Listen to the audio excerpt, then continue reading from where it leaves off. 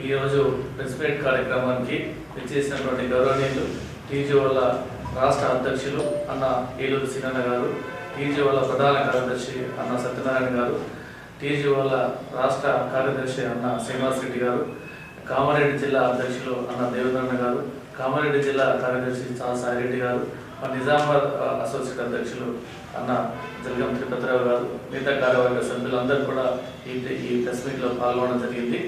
మా ఉద్యోగ సమస్యల పట్ల, పరిష్కారాల పట్ల మా రాష్ట్ర అధ్యక్షులు ఇవాళ ఉమ్మడి జిల్లా సమావేశాన్ని నిజామాబాద్లో జరపడం జరిగింది.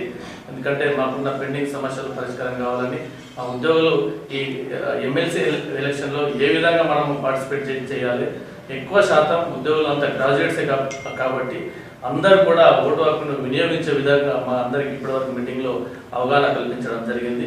స్మూత్గా కండక్ట్ చేయాలని కూడా సూచన చేయడం జరిగింది. ఇప్పుడు మా రాష్ట్ర కార్యదర్శి అన్న సత్యనారాయణ గారు మాట్లాడుతున్నారు.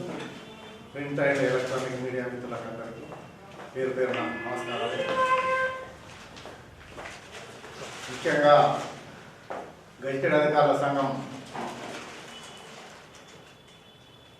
గవర్నమెంట్ ఆదేశాలతోటి, గవర్నమెంట్ నియమించిన ఎలక్షన్ అధికారితోటి ఎలక్షన్లు నిర్వహించుకొని, అట్లాగే 33 జిల్లాలలో ఎలక్షన్లు పద్ధతి ప్రకారం జీఏడీకి రూల్స్కు, రోజా రూల్స్కు అనుగుణంగా జరుపుకున్నాం. ఇక్కడ రీసెంట్గా అన్న ఆల్క కిషన్ గారు ప్రెసిడెంట్గా ఎన్నిక కావడం జరిగింది.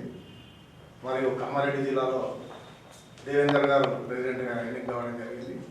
సెక్రటరీలుగా ఇక్కడ అమృత్ గారు, నిజామాబాద్లో అమృత్ గారు, కామారెడ్డిలో సాయిరెడ్డి గారు ఎన్నిక కావడం జరిగింది. వారందరికీ ధన్యవాదాలు అండ్ అభినందనలు. ఇప్పుడు మాకు ఉన్న సమస్యలు ఏమైతే ఉన్నాయో అవన్నీ మేము నివేదించాలి ప్రభుత్వానికి. ఎలక్షన్ కోడ్ ఉంది కాబట్టి మేము ప్రభుత్వం దగ్గరికి పోలేము కాబట్టి కొంచెం వాయిదా చేసినాం. మార్చి 12 నాడు మేము ఎంప్లాయీస్ జేఏసీ మీటింగ్ పెట్టుకున్నాం. దాంట్లో చర్చించిన విధంగా మేము గవర్నమెంట్కు మా సమస్యలను నివేదిస్తాం. అంతేకాకుండా ఇప్పుడు ఒక అపవాదం ఉందంటే ఉద్యోగులు ఓటు హక్కును సరిగా వినియోగించుకోరు అనే ఒక అపవాదం ఉంది. కానీ ఓటు హక్కు తప్పనిసరిగా అందరూ వినియోగించుకోవాలి కాబట్టి ఈ అవగాహన కూడా కల్పించడానికి ఈరోజు సమస్యలు చర్చించుకోవడంతో పాటు ఈ అవగాహన కార్యక్రమాన్ని కూడా ఈరోజు ఉమ్మడి జిల్లా మీటింగ్లో మేము నిర్వహించడం జరిగింది. అందరూ గెజిటెడ్ ఉద్యోగులు, అలాగే మిగతా గ్రాడ్యుయేట్స్ కూడా, గెజిటెడ్ ఉద్యోగులే కాదు, ఉద్యోగులందరూ గ్రాడ్యుయేట్స్ కూడా ఈ ఓటు హక్కును వినియోగించుకోవాలని మేము అందరికీ స్వాగతం చెప్తూ, నాతోటి రాష్ట్ర సంఘ బాధ్యులు, జిల్లా పరిషత్ సంఘ బాధ్యులు అందరికీ పేరు పేరున ఉద్యమ అభినందన తెలియజేసుకుంటూ, ఈరోజు ఉమ్మడి నిజామాబాద్ జిల్లా టీజీఓస్ కార్యవర్గ సమావేశం జరపడం జరిగింది. మా కార్యవర్గంలో టీజీఓస్ యొక్క సమస్యలే కాకుండా గెజిటెడ్ అధికారులు సుమారుగా ఇక్కడ 1300 మంది, అదేవిధంగా కామారెడ్డిలో సుమారుగా 1100 మంది, దాదాపుగా 2500 మంది గెజిటెడ్ అధికారుల సభ్యత్వం అక్కడ పూర్తి చేసుకొని సక్సెస్ఫుల్గా ఉద్యోగుల సమస్యలపైన కానీ లేదా ప్రభుత్వానికి సహకరించడంలో సక్సెస్ఫుల్గా చేసుకున్న నేపథ్యంలో ఈరోజు కొత్తగా ఎలక్ట్ అయిన కార్యవర్గ సమావేశానికి హాజరు కావడం జరిగింది. ముఖ్యమైన సమస్యలు చాలా ఉన్నాయి. అయినప్పటికీ కూడా మేము కావాలని తెచ్చుకున్న ప్రభుత్వం, మా ముఖ్యమంత్రి గారు, మా మంత్రివర్యులు, మా ప్రభుత్వం నిర్బంధాల నుంచి, అప్రకృత నిషేధాల నుంచి బయటపడి స్వేచ్ఛావాయులు పిలుచుకుంటూ భావ స్వేచ్ఛతో ఈరోజు మీ ముందు మాట్లాడే స్వేచ్ఛ మా ప్రభుత్వంలో ఉంది. అయినప్పటికీ కూడా గత ప్రభుత్వంలో సమస్యలు అయితేనేమి, ఇప్పుడు కొత్తగా వచ్చిన మాకున్న ఆర్థికపరమైన సమస్యలు, ఆర్థికేతర సమస్యలు రకరకాలుగా ఉన్నాయి. ఆర్థికపరమైన డిఏలు కావచ్చు, పెండింగ్ బిల్స్ కావచ్చు, పిఆర్సీ కావచ్చు, మెడికల్ హెల్త్ కార్డ్స్ కావచ్చు, సిపిఎస్ 317 ఇట్లాంటి సమస్యలు ఉన్నాయి. ముఖ్యమంత్రి గారు స్వయంగా పిలిచి తెలంగాణ గెజిటెడ్ అధికారుల సంఘాన్ని, అదేవిధంగా జేఏసీని కూడా పిలిచి మార్చి ఏప్రిల్ లోపు ఆర్థిక సమస్యలు క్లియర్ చేస్తాం.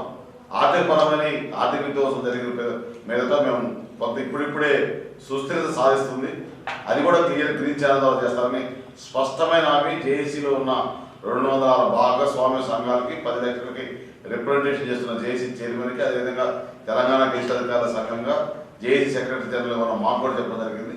అది కాక ఈరోజు మేము ఇక్కడ సమావేశం జరుపుకుంటే కూడా మా ఉద్యోగ సమస్యలపైన ఏదైతే 3 మ్యాన్స్ క్యాబినెట్ సబ్ కమిటీ చేశారో గౌరవ ఉప ముఖ్యమంత్రి వర్యులు బట్టి విక్రమార్క గారు, శ్రీధరబాబు గారు మంత్రివర్యులు, అదేవిధంగా పొన్నం ప్రభాకర్ గారు గౌరవ మంత్రివర్యులు, వారితో పాటుగా కేసీఆర్ గారు స్పెషల్ ఇన్వైట్గా ఉన్న ఉద్యోగుల వెల్ఫేర్ కమిటీ చైర్మన్ గారైన వాళ్ళ దగ్గర నుంచి కూడా మాకు ఫోన్ రావడం జరిగింది. మీ సమస్యలపై అన్ని షార్ట్అవుట్ చేశాము. త్వరలో 2-3 డేస్లో ఉప ముఖ్యమంత్రి గారి దగ్గర సంబంధిత ప్రధాన కార్యదర్శులతోటి మీ సమస్యలపైన పూర్తి చర్చ ఉంటుంది. దానికి జేఏసీ నుంచి కూడా సుమారుగా 30-35 మందిని ఇన్వైట్ చేస్తాం. పేర్లు ఇవ్వమని అంటే ప్రభుత్వం మా సమస్యలపైన పూర్తి అవగాహన ప్రభుత్వానికి. కాకపోతే మా ప్రాథమిక సభ్యులు కొంత ఇమీడియట్గా మనం తెచ్చుకున్న ప్రభుత్వం గత ప్రభుత్వంలో జరిగిన నిర్లిప్తత, అదేవిధంగా ఉద్యోగ సంఘాలకి అస్తిత్వం లేకుండా చేయడం, ఎలక్షన్ కండక్ట్ చేయకపోవడం, అన్నిటికీ పోలాభిషేకాలతో ఎలక్షన్స్ లేకుండా అపాయింట్మెంట్, నామినేటెడ్, సెలక్షన్ ఇట్లాంటివి తీసుకుంటూ సంఘాలు నిర్వీర్యం చేసిన నేపథ్యంలో మాకైతే పూర్తి విశ్వాసం ప్రభుత్వం పైన ఉంది. మేము అవసరమైతే ఒక గంట అదనంగా పనిచేస్తాం. మా సమస్యల పట్ల కూడా ముఖ్యమంత్రి గారు క్లియర్గా చెప్పిండు, మీరు జేఏసీని ఫార్మేషన్ చేసుకోండి, మీరు ఫ్రీగా ఎక్కడైనా ఎవరైనా ప్రశ్నించవచ్చు, పని చేయండి, సంక్షేమ అభివృద్ధిలో భాగస్వామ్యం కండి. అదేవిధంగా మీ సమస్యల పట్ల కూడా మాకు పూర్తి అవగాహన ఉంది, 100% క్లియర్ చేస్తున్నారు. మాకు కూడా ఆ పూర్తి నమ్మకం ప్రభుత్వం పైన ఉంది. అయినప్పటికీ కూడా మా వంతుగా మేము తిరిగి మా జిల్లాలు 33 జిల్లాలు, 2 స్పెషల్ బ్రాంచ్ సెక్రటరియట్, అదేవిధంగా హెచ్ఓడి, దీంతో పాటు 106 డిపార్ట్మెంట్ల ఫోరమ్స్ అన్ని కూడా పునర్నిర్మాణ కారకంగా అన్నిటికీ ఎలక్షన్ పెట్టుకున్నాం. ప్రభుత్వమే ఎలక్షన్ అధికారిని నియమించింది. అంటే ప్రజాస్వామ్యబద్ధంగా ఎలక్షన్ నిర్వహించుకొని ప్రభుత్వంతో మా డైరీ క్యాలెండర్ ఇనాగ్రేట్ తెచ్చుకున్నాం. ప్రభుత్వ ఖర్చుతోటి ముఖ్యమంత్రి గారు వచ్చి మాకు ప్రభుత్వం అంత విడదీయరాని బంధం ఉంది. కానీ కొంతమంది కొన్ని రాజకీయ పార్టీలు కావచ్చు, కొంతమంది గతంలో పనిచేసి రాజకీయ పార్టీలు పోయిన వాళ్ళు కావచ్చు, కొంత గ్యాప్ క్రియేట్ చేయాల్సి వస్తారు. అటువంటి గ్యాప్ ఏది లేదు, మాకు పూర్తి విశ్వాసం ఉంది. అదేవిధంగా ఇటు మేము ఈ జిల్లాల్లో మీటింగ్కి వస్తున్నాం కాబట్టి మా బాధ్యతగా ఒక సిటిజన్గా, ఒక గ్రాడ్యుయేట్స్గా ఎలక్షన్స్లో కంపల్సరీ అందరూ పార్టిసిపేట్ కావాలి. ఉద్యోగులుగా ఎట్లుంటుందంటే డ్యూటీ చేసి వచ్చి ఎలక్షన్కి వచ్చినప్పటికీ పెద్ద పర్సంటేజ్ తక్కువ ఉంటుంది.